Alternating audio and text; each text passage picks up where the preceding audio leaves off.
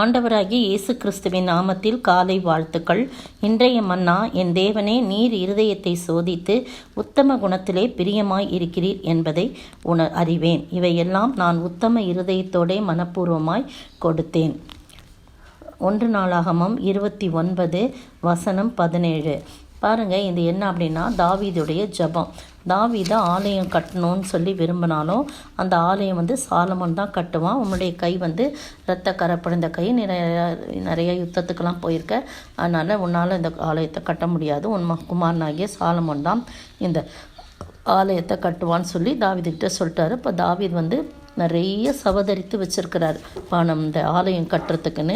அப்போ ஆண்டவர்கிட்ட சொல்கிறாரு, ஆண்டவரே, ஜனங்களை பார்த்து சொல்கிறார் ஃபஸ்ட்டு தாவீது, இது மாதிரி நான் தெரிந்து கொண்டேன், என் தேவன் தெரிந்து கொண்டேன், என் குமாரனாகிய சாலமோன் தான் இந்த ஆலயத்தை கட்டுவான். அது ரொம்ப வேலை பெருசு, ஒரு மனுஷனுக்கல்ல, தேவனாகிய கர்த்தருக்கு கட்டும் அரண்மனை. அதனால் என்னால் இயன்றதை மட்டும் நான் ஆலயத்துக்கென்று பொன்னு, வெள்ளி, வெண்கலம், இரும்பு வேலைக்கு இரும்பு, மர வேலைக்கு மரம், பதிக்கத்தக்கதாக காந்தியுள்ள கற்கள், பலவர்ண கற்கள், விலையேற பெற்ற சகலவித ரத்தனங்கள், கற்பாலங்கள், கோமதேகம் முதலிய கற்களை ஏராளமாக சவதரித்து வச்சுருக்கேன்னு 2ஆம் வசனத்தில் சொல்கிறாங்க, 29:2.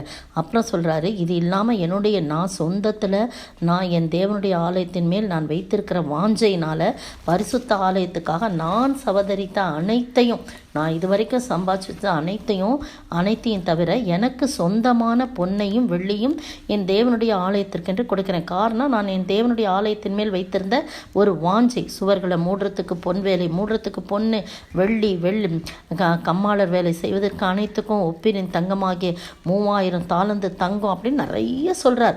அதனால் நீங்களும் மனப்பூர்வமாக நீங்கள் யார் யார் கொடுக்குறீங்களோ கொடுங்க, மனப்பூர்வமாக கொடுக்கணும் அப்படின்னு சொன்னோன்னே சபையாரெலாம் இஷ்டத்துக்கு அவங்கவுங்க ரத்தனம், பொண்ணு, வெள்ளின்னு எல்லாம் கொண்டு கொடுத்துட்டாங்க. 9ஆம் வசனத்தில் பார்த்தீங்கன்னா, இப்படி மனப்பூர்வமாய் கொடுத்ததற்காக ஜனங்கள் சந்தோஷப்பட்டார்கள், உத்தம இருதயத்தோடு உற்சாகமாய் கர்த்தருக்கு கொடுத்தார்கள். பாருங்கள், இந்த இடத்துலையும் உத்தம இருதயத்தோடு உற்சாகமாய் கர்த்தருக்கு கொடுத்தார்கள். தாவீது ராஜாவும் ரொம்ப சந்தோஷப்பட்டார். அவர் எக்ஸ்பெக்ட் பண்ணவே இல்லை இவ்வளோ அவங்க கொடுப்பாங்கன்னு.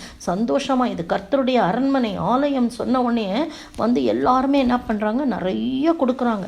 அப்போ தாவீது சபை அனைத்திற்கும் ரொம்ப கர்த்தருக்கு நன்றி செலுத்துகிறான். இவ்வளோ நாங்கள் உண்மையோடும் உத்தமத்தோடும் மனப்பூர்வமாய் கொடுத்துருக்கோம் ஆண்டவரே. கர்த்தாவே, மாட்சியும் வல்லமையும் மகிமையும் ஜெயமும் மகத்துவம் உம்முடையவைகள்னு ஆண்டவரை புகழ்ந்து அந்த 11ஆம் வசனத்தில் ஆண்டவருக்கு தான் எல்லா கணத்தையும் மகிமையும் ஐஸ்வர்யம் மாட்சிமை எல்லாம் உமக்கு தான் சொல்லி அப்படி புகழ்ந்துட்டு ஆண்டவரை நோக்கி ஜெபம் பண்ணுறாரு. என்ன பண்ணுறாரு, இப்படி மனப்பூர்வமாய் கொடுக்கும் திராணி உண்டாவதற்கு நான் எம்மாத்திரம், என் ஜனங்கள் எம்மாத்திரம், எல்லாம் உங்களால் உண்டானு, உம்முடைய கரத்திலிருந்து வாங்கி உமக்கு கொடுத்தோம். அதுதான் நிறையா காணிக்க சமயத்தில் ஜெபம் பண்ணுவாங்க, உம்முடைய கரத்திலிருந்து பெற்றுக்கொண்டதே உமக்கு காணிக்கையாக ஒரு பகுதி கொடுக்குறோம் ஆண்டவரேன்னு ஐயர்மாருங்க ஜெபம் பண்ணுவாங்க. பாஸ்டருங்க நீங்கள் பார்த்துருப்பீங்க ஆலயங்களில் காணிக்கைக்கு நன்றி செலுத்தி ஆண்டவருக்கு படைத்து நம்ம ஜெபம் பண்ணுவோம் இந்த வார்த்தையை சொல்லி. அதுதான் இந்த இடத்துல, என் ஜனங்கள் எம்மாத்திரம், எல்லாம் உம்மால் உண்டானது, 14ஆம் வசனம், உமது கரத்திலே வாங்கி உமக்கு கொடுக்குறோம் அப்படின்னு சொல்லிட்டு எல்லாம் சொல்லிட்டு தான் கடைசியில்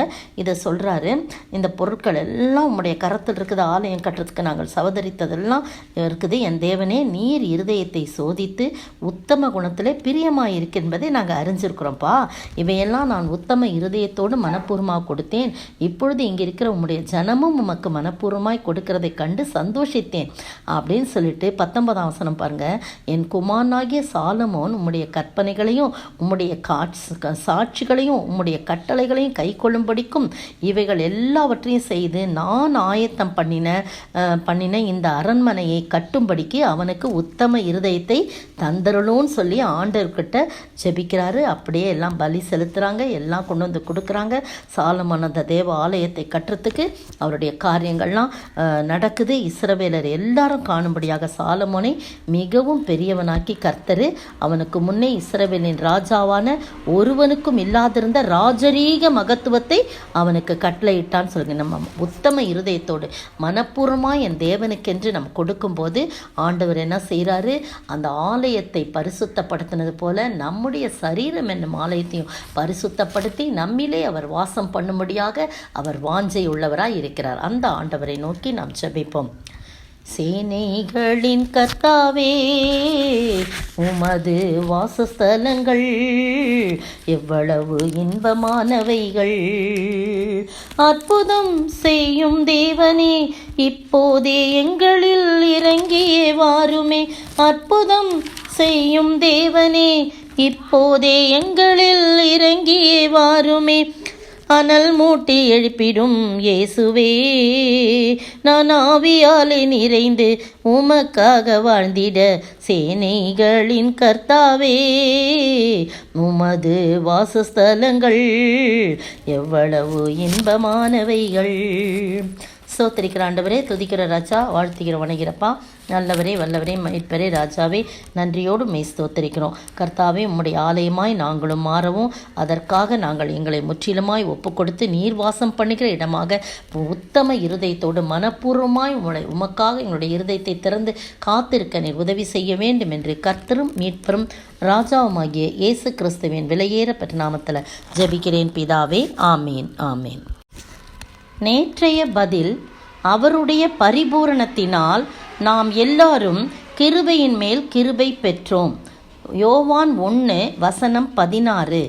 இன்றைய கேள்வி, யாருக்கு எதை செவ்வை பண்ணுங்கள் என்று எந்த தீர்க்கதரிசி சொன்னார்?